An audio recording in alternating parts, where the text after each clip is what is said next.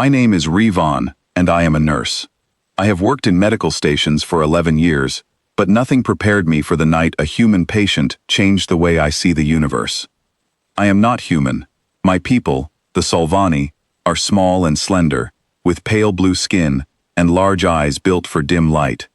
We are gentle by nature. We do not fight wars. We heal from them. That is why our station exists here, on the edge of a quiet border between territories that used to be at war. Ships from many species pass through. Soldiers, traders, refugees. We treat them all the same, no questions asked. But when it comes to humans, everyone asks questions.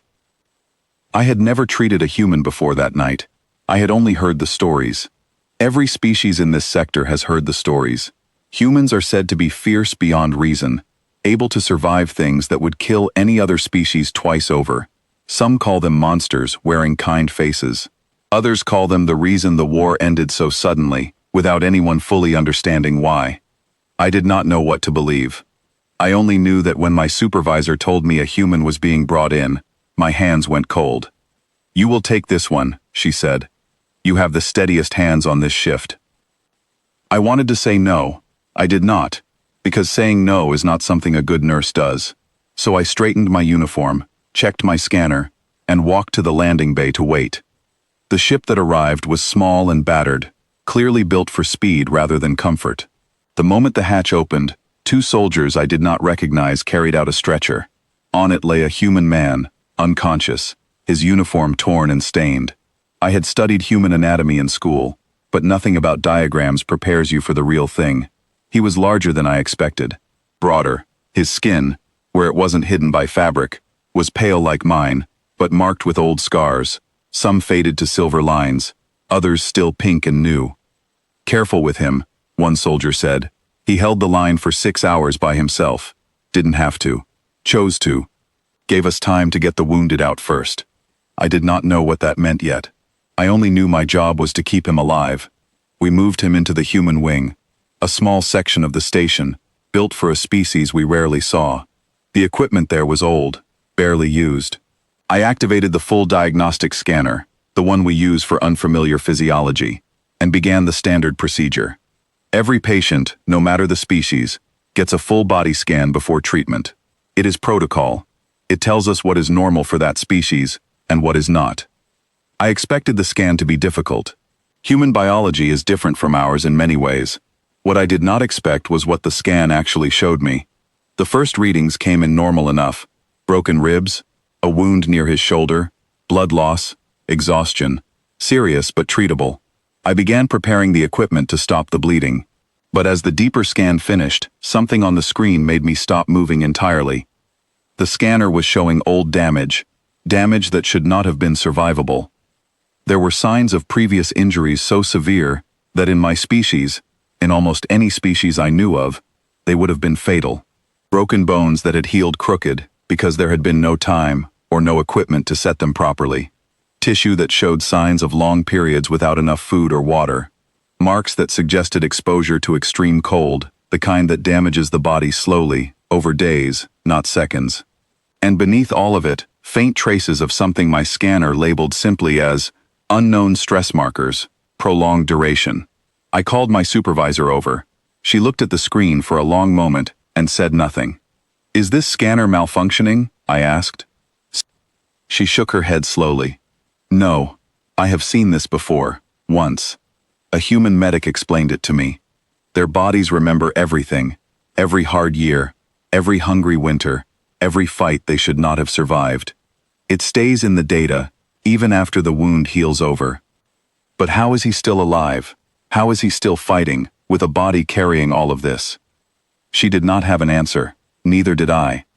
I kept working. I cleaned his wounds, set what needed setting, and gave him fluids to replace what he had lost. As I worked, I found myself glancing at his face again and again. He did not look like a monster. He looked tired. He looked like someone who had been carrying something heavy for a very long time. Hours passed. The station was quiet, except for the soft hum of machines. I stayed by his side, partly out of duty, partly because I could not stop thinking about what the scan had shown me. What kind of life left marks like that on a body, and still let someone stand on a battlefield and choose to protect strangers instead of saving himself first. Near the middle of the night cycle, he stirred. I froze. Every warning I had ever heard about humans came rushing back into my mind. I stepped back instinctively, my hand hovering near the emergency call button on the wall. His eyes opened slowly, unfocused at first, then finding me. For a moment, neither of us moved. I braced myself, unsure what to expect. "Where?" he started, his voice rough and quiet. He tried to sit up, winced, and stopped. "You are safe," I said, keeping my voice as steady as I could. "You are on a medical station. You were injured. Please, do not move too much." He blinked at me, taking in the room, the equipment, my face. I expected fear, or anger, or the kind of aggression I had been warned about since I was young. Instead, his eyes moved to the blood on my sleeve, the blood that had come from his own wound during treatment. "Did I hurt you?" he asked. I did not understand the question at first. "What?" "Your arm. Is that from me? Did I hurt you while you were treating me?" I looked down at my sleeve, then back at him, completely confused. "No, this is your blood, from your wound. You did nothing to me. I am fine." He relaxed slightly, though I could see the pain in his face. "Good, that's good." That was it. That was his first concern, waking up injured on an unfamiliar station, surrounded by a species not his own. Not where his weapon was, not who was in charge, whether he had accidentally hurt the nurse treating him. I did not know what to say, so I did what I was trained to do. I checked his vitals, adjusted his fluids, and asked him simple questions to check his awareness. He answered everyone calmly, even managing something like a tired smile when I asked if he knew his own name. "Corvin," he said. "Just Corvin is fine." "I am Revon," I told him, surprised at myself for offering it. Patients rarely ask for names, and nurses rarely give them so freely to strangers, but something about him made it feel natural. Over the next hour, as I monitored him, he spoke a little, mostly to keep himself distracted from the pain, I think.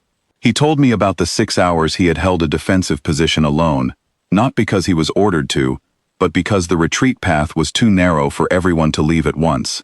Someone had to hold the back. He said it like it was an obvious choice, not a sacrifice. "Weren't you afraid?" I asked. He thought about it for a moment. "Yeah, the whole time. But being afraid doesn't mean you stop. It just means you're paying attention." I thought about the scan results, the years of damage his body carried, the hunger, the cold, the injuries that never fully healed right. I wondered how many times in his life he had been afraid and kept going anyway. I did not ask him about the scan. It felt like something too personal, something he had not offered to share. Instead, I asked something else. "The soldiers who brought you in said you did not have to hold that position, that you chose to. Why?" He looked at me for a long moment before answering. "Because someone had to, and I was the one who could. That's it. Nothing more complicated than that." It sounded simple when he said it, but I understood, somehow, that it was not simple at all. It takes something enormous to look at danger and decide, calmly, that you will be the one to stand in front of it, so others do not have to. By morning, his condition had stabilized. The worst of the danger had passed. My supervisor came to check on him and nodded with approval at his readings. "You did well," she told me quietly, before leaving us alone again. I sat beside his bed, finishing my final notes for the shift. He watched me work for a while, then spoke again. "Can I ask you something?" "Of course." "When I first woke up, you looked afraid of me. Why?" I hesitated, unsure how honest to be, but he had been honest with me, so I decided to return the same. "We hear stories about humans, that you are dangerous, unpredictable, that your kind ended a war none of us understood, and no one knows exactly how." I did not know what to expect. He nodded slowly, not offended, just thoughtful. "I guess I understand that. War does strange things, makes people see each other as something less than what they are." He paused. "But I'm not dangerous to you. I never was." "I know that now," I said, and I meant it. He smiled, small and tired, but real. "Good. I finished my shift not long after, but I found myself requesting to stay assigned to the human wing permanently. My supervisor raised an eyebrow but did not argue. Over the following days, as Corvin recovered, I learned more about him, and through him, more about his species than any story or scan could have taught me. I learned that the fear surrounding humans came not from what they had done, but from how little anyone understood what they had survived to become who they were. The scan that night had shown me something impossible. Not a hidden weapon, not some secret strength beyond biology. It had shown me a body that carried the full weight of hardship, and a mind that still chose kindness anyway. That was the impossible thing. Not that he had survived so much, but that surviving it had not made him cruel. I think about that scan often, even now. I think about how easy it would have been for someone who endured what he endured to become hard, to stop caring what happened to strangers, to only look out for himself. Instead, his first words upon waking were a question about whether he had hurt me. That is what I remember most whenever anyone asks me about humans. Not the myths, not the fear. Just a tired man on a medical bed, more worried about a stranger's sleeve than his own wounds. That is the impossible thing I discovered that night, and I have never forgotten it.